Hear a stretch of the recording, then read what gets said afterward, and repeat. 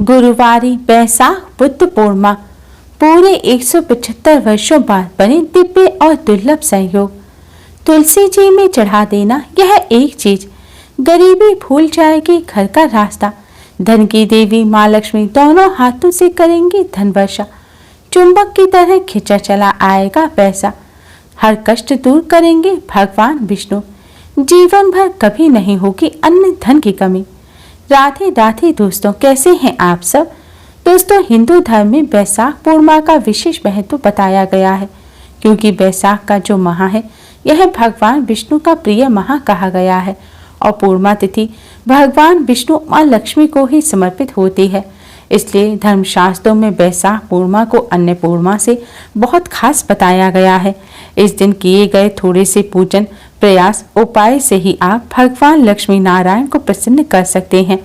इस दिन तुलसी जी का पूजन अवश्य करना चाहिए, क्योंकि तुलसी जी भगवान श्री हरि विष्णु को अत्यधिक प्रिय हैं। इसलिए उन्हें हरिप्रिया भी कहा जाता है और तुलसी जी को माँ लक्ष्मी का स्वरूप माना जाता है।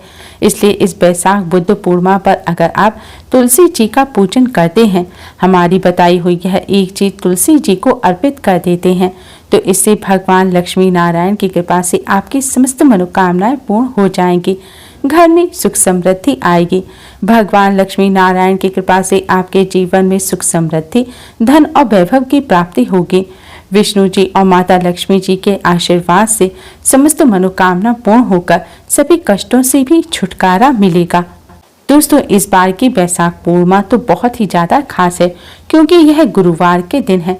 जैसा कि हमने बताया आपको कि बैसाख का जो माह है यह भगवान विष्णु को समर्पित है, बहुत ही ज्यादा प्रिय है और पूर्णिमा तिथि भी और गुरुवार का दिन भी भगवान श्री हरि विष्णु को समर्पित होता है।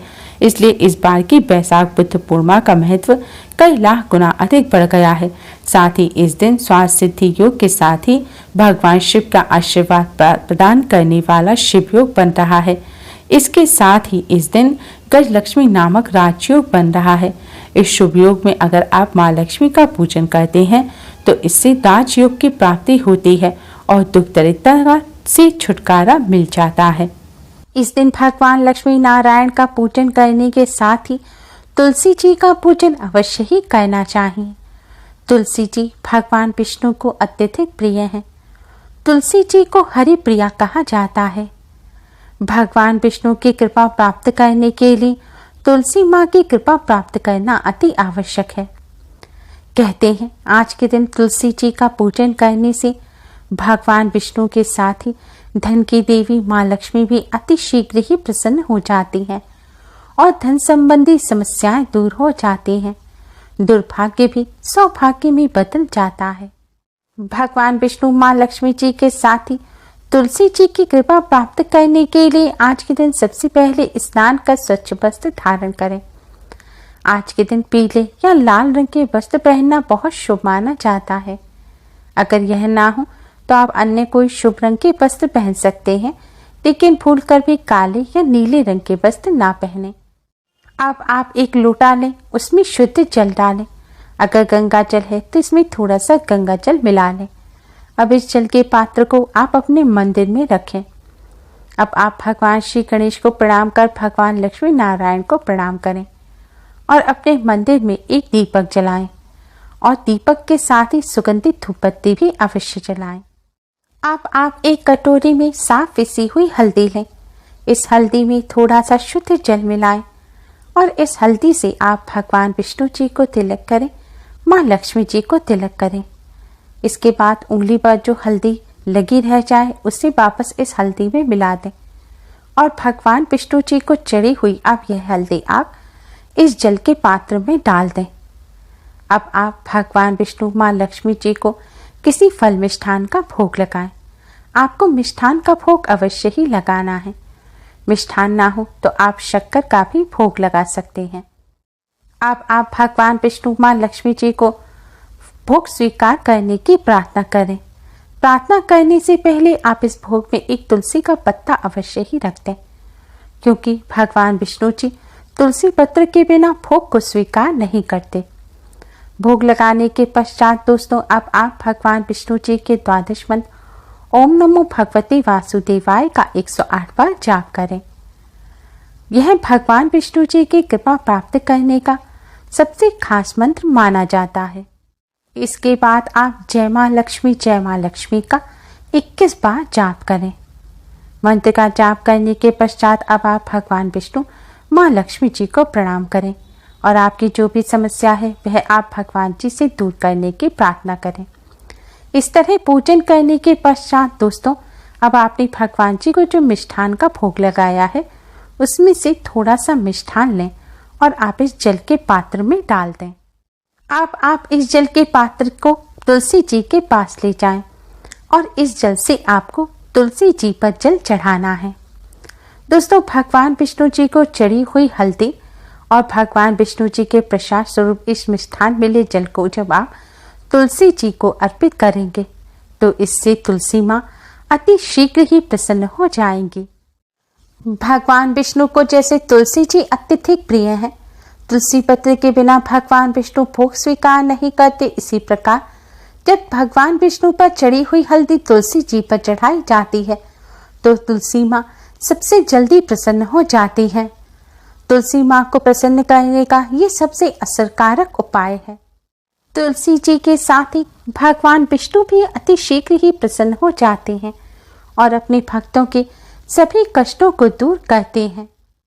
शास्त्रों में तुलसी जी को मां लक्ष्मी का ही स्वरूप माना गया है। आज के दिन इस तरह तुलसी जी का पूजन करने से मां लक्ष्मी की भी कृपा प्राप्त होती है और धन संबंधी समस्याएं दूर हो जाती हैं। शास्त्रों के अनुसार तुलसी जी का पूजन करने से समस्त पाप नष्ट हो जाते हैं। जहाँ तुलसी जी का पूजन किया जाता है वहाँ ब्रह्मा विष्णु महेश विराजते हैं। स्वर्ण रत्न मोती से बने पुष्प यदि भगवान विष्णु को चढ़ाए जाएं तो तुलसी पत्र के बिना वे सब अधूरे हैं। तुलसी पत्र के बिना भगवान विष्णु का पूजन अधूरा रहता है। जब तुलसी जी का पूजन किया जाता है तब भगवान विष्णु बहुत अधिक प्रसन्न हो जाते हैं। जो भक्त तुलसी जी का पूजन इस प्रकार करते हैं, भगवान विष्णु अपने उन भक्तों के सभी कष्टों को दूर करते हैं। तुलसी जी भगवान विष्णु को इतनी अधिक प्रिय हैं, इसी वजह से देव उठनी एकादशी पर तुलसी जी के साथ भगवान विष्णु का विवाह भी कराया जाता है। तुलसी जी का दर्शन करना ही पाप नाशक समझा जाता है। इस तरह तुलसी जी का पूजन करने के बाद तुलसी जी की 11 परिक्रमा अवश्य ही करनी चाहिए।